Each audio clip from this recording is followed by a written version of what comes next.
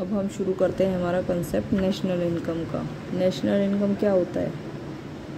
Monetary value of all goods and services produced by the resident of a country during a financial year is known as national income. यानी जितने भी goods and services produce की जा रही हैं किसी resident के द्वारा एक फाइनेंशियल ईयर में अपनी कंट्री के अंदर, वो सभी फाइनल गुड्स और सर्विसेज जो प्रोड्यूस हो रहे हैं वो हमारे नेशनल इनकम के अंदर आता है। तो नेशनल इनकम जो है हमारा क्या होता है? कंजम्पशन एक्सपेंडिचर, इन्वेस्टमेंट एक्सपेंडिचर, ठीक है, government expenditure and export minus import.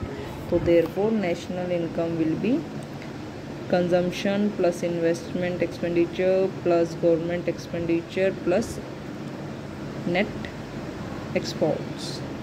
अब आप लोगों को पता है, मान लीजिए ग्रोस नेशनल इनकम है, अगर उसमें से हम डेप्रिसिएशन लेस कर देंगे तो वो नेट आ जाएगी हमारी इनकम, ठीक है।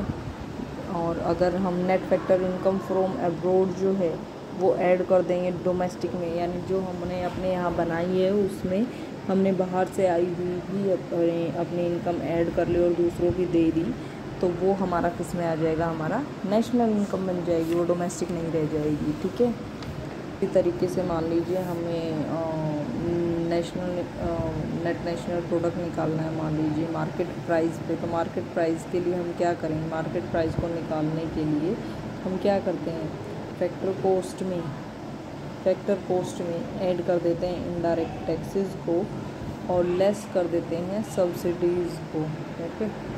और अगर मार्केट कोस्ट से फैक्टर कोस्ट पे जाना होगा तो हम क्या करेंगे? इसका उल्टा कर देंगे, यानी कि सब्सिडी ऐड कर देंगे और टैक्सेस को लेस कर देंगे, ठीक है।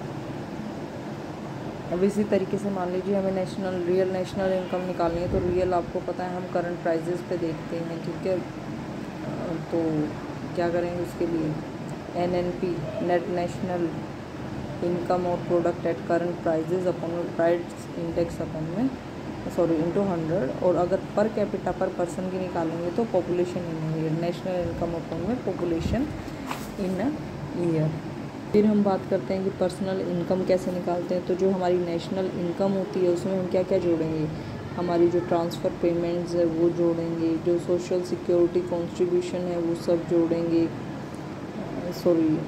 देखिए, इनकम में से हम ट्रांसफ़र पेमेंट तो अपने में जोड़ेंगे, जो सोशल सिक्योरिटी कॉन्ट्रीब्यूशन है उसको हटा देंगे, टैक्स को हटा देंगे, जो प्रॉफिट हमने नहीं डिस्ट्रीब्यूट किया है उसको माइनस कर देंगे। पर्सनल इनकम में आ गया और डिस्पोजेबल में आएगा हमारा कि पर्सनल में से हम टैक्सेस को माइनस कर देंगे जो हमारे डायरेक्ट टैक्सेस हैं। फिर उसके बाद मेथड्स हैं एस्टिमेशन के, कि नेशनल इनकम काउंट करने के 3 मेथड हैं, प्रोडक्शन, इनकम और एक्सपेंडिचर। 3 मेथड्स होते हैं हमारे पास। तो जो इनकम मेथड है उससे हम कैसे कैलकुलेट करेंगे? जितना भी हमारा फैक्टर ऑफ प्रोडक्शन को हमने पे किया है उन सबको जोड़ देंगे तो इनकम मेथड से कैलकुलेट हो जाएगा। प्रोडक्ट मेथड में करेंगे कि जितने भी हमने final goods and services produce किए हैं इकोनॉमी के अंदर ड्यूरिंग अ ईयर, ठीक है, उन सब को डाटा को एक्टिविटीज़ को हम मार्केट प्राइस पे लेके चलेंगे, ठीक है। फिर एक्सपेंडिचर मेथड में हमने एक साल के अंदर कितना क्या एक्सपेंडिचर किया उन सबको जोड़ेंगे तो वो एक्सपेंडिचर मेथड है। और GDP डिफ्लेक्टर हमारा होता है नॉमिनल GDP अपॉन में रियल GDP, ठीक है। वहीं पे नॉमिनल GDP जो है हम कैलकुलेट करते हैं हमारे करंट प्राइजेस पे, और रियल GDP हम कैलकुलेट करते हैं बेस ईयर लेके चलते हैं कांस्टेंट प्राइजेस पे।